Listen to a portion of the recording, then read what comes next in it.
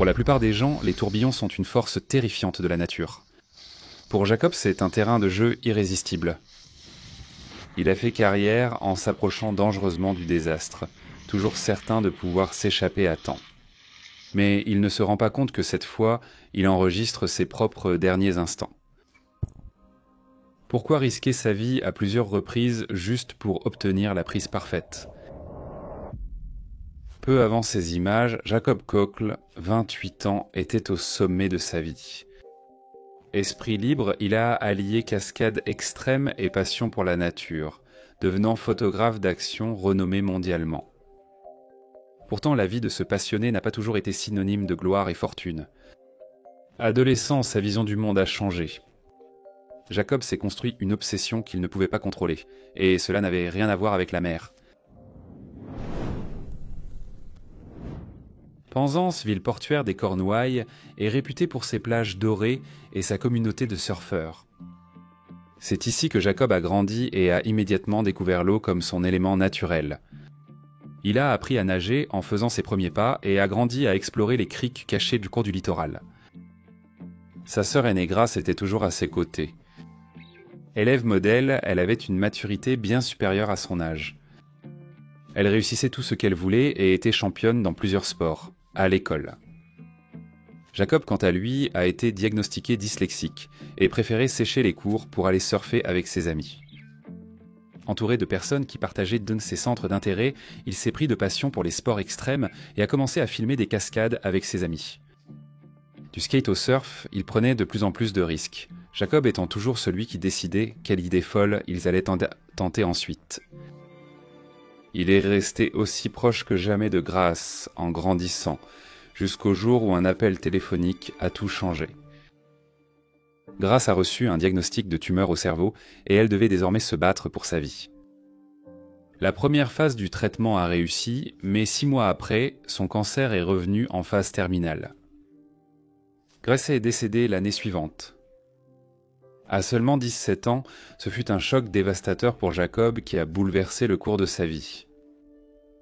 Selon ses amis, il avait l'impression que l'énergie de sa sœur s'était transférée en lui, et profiter de chaque instant est devenu sa seule mission.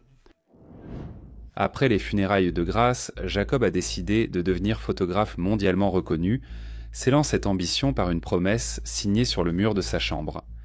« Je deviens un photographe et vidéaste de renommée mondiale.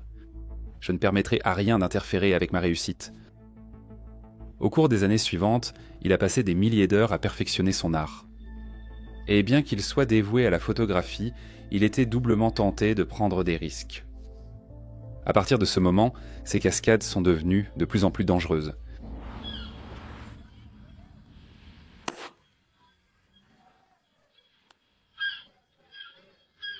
Appareil photo en main, il a surfé sur les rochers ou près des falaises, capturant la sensation de chevaucher les vagues.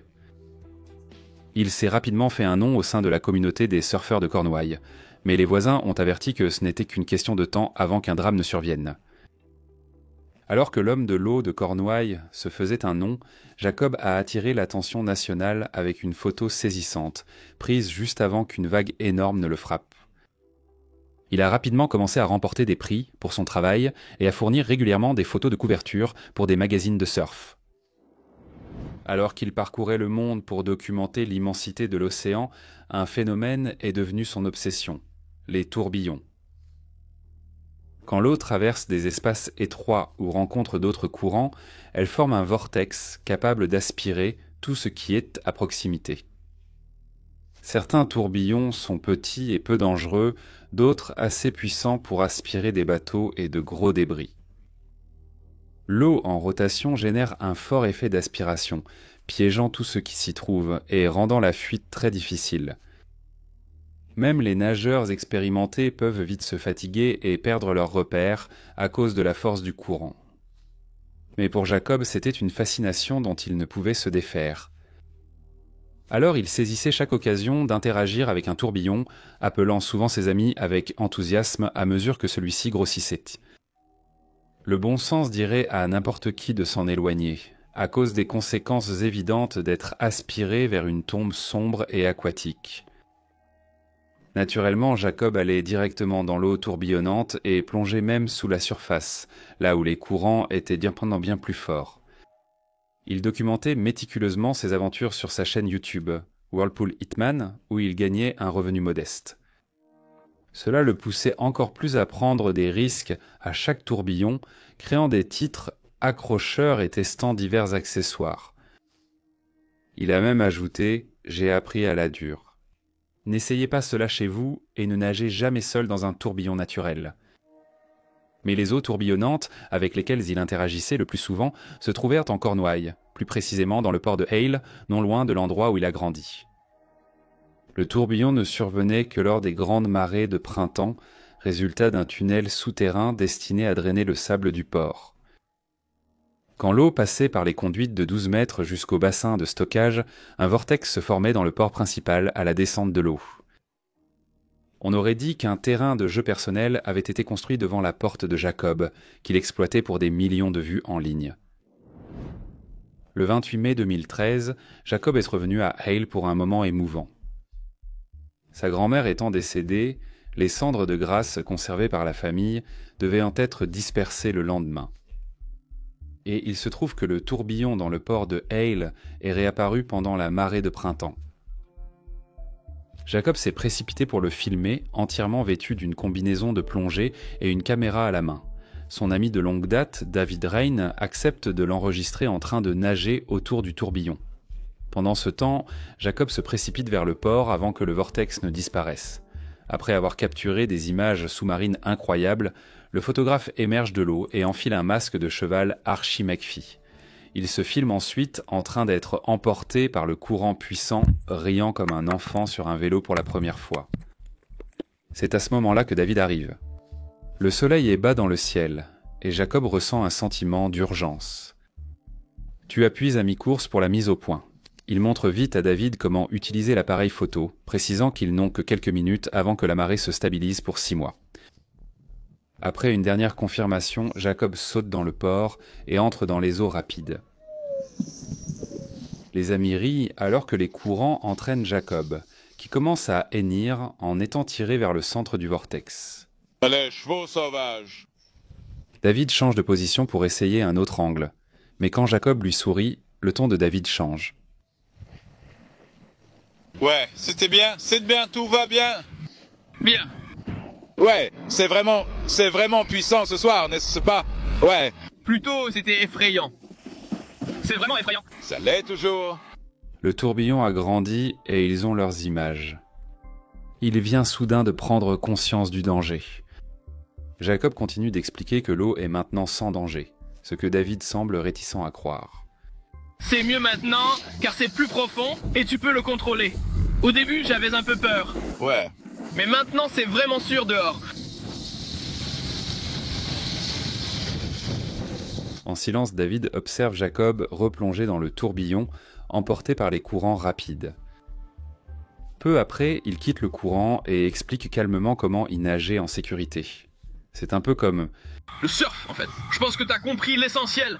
Tu te laisses porter par le courant. Avec ton corps. Tu vois? Oui, c'est vraiment similaire au surf. Il suffit de se laisser porter.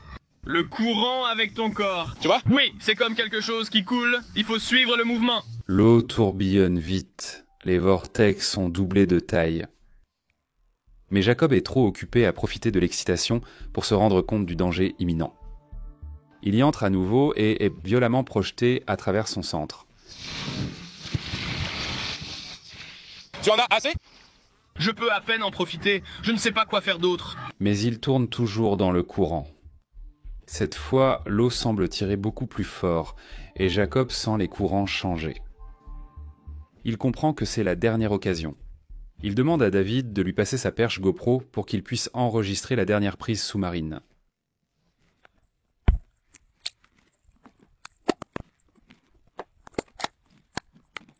Alors que le soleil descend lentement dans le ciel, David regarde Jacob plonger sous la surface.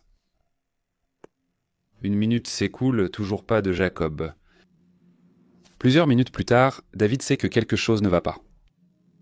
Il court vers la sortie du tunnel, pensant que Jacob a traversé à la nage. Mais tout ce qu'il trouve, c'est de l'eau qui jaillit. Paniqué, il demande à un pêcheur si quelqu'un est sorti de la baie, mais celui-ci n'a rien vu. David court d'avant en arrière du quai à la sortie du tunnel jusqu'à ce qu'il aperçoive une silhouette à la sortie du tunnel. 15 minutes après la disparition, David voit son vieil ami flottant face contre l'eau dans le bassin de stockage. Jacob s'était noyé, aspiré dans les eaux où il avait grandi en jouant. Jacob était mort tragiquement en tentant de vivre sans regret, conséquence de la vie abrégée par sa sœur. Et le moment de sa mort signifiait que les deux frères et sœurs, qui partageaient un lien spirituel de leur vivant, quitteraient aussi ce monde ensemble. Il y avait tant de monde aux funérailles de Jacob que l'Église ne pouvait pas tous les accueillir. Il a été transporté dans un cercueil coloré, vêtu de son short de bain préféré, puis ses cendres dispersées avec grâce. Sa planche de surf se dresse fièrement près d'une route principale dans le jardin de sa mère, et les surfeurs klaxonnent encore en signe de respect lorsqu'ils passent en voiture. Si vous avez trouvé cette vidéo intéressante, pensez à vous abonner, cela aide beaucoup.